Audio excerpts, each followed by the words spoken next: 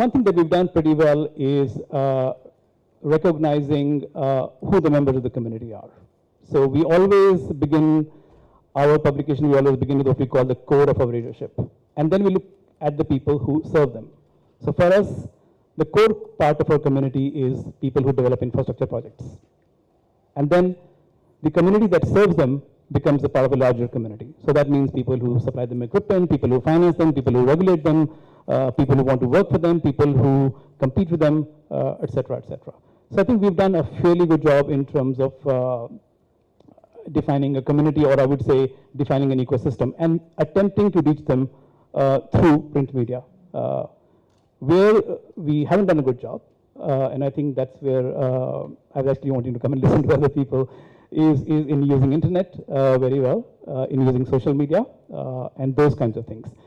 From the little that we have done, I think we are finding that it does help the print brand.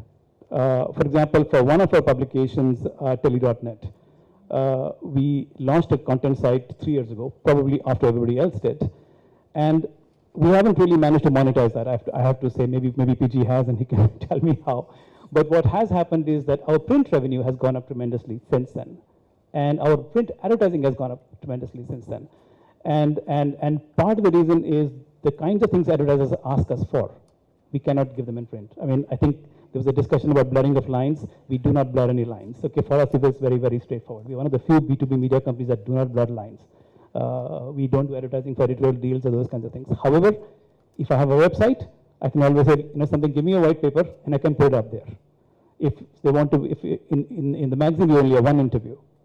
But on the web, we can have 6 interviews. So it has helped us in that sense.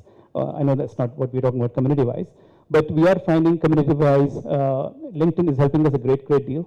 We've not yet tried Twitter or Facebook. I'm not sure we want to, but my younger colleagues say we have to. So I'm sure that we'll be dragged in kicking and screaming.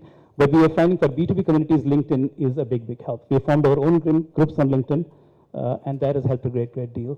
And as I said, the website, in our case, even though we aren't making money from the website itself,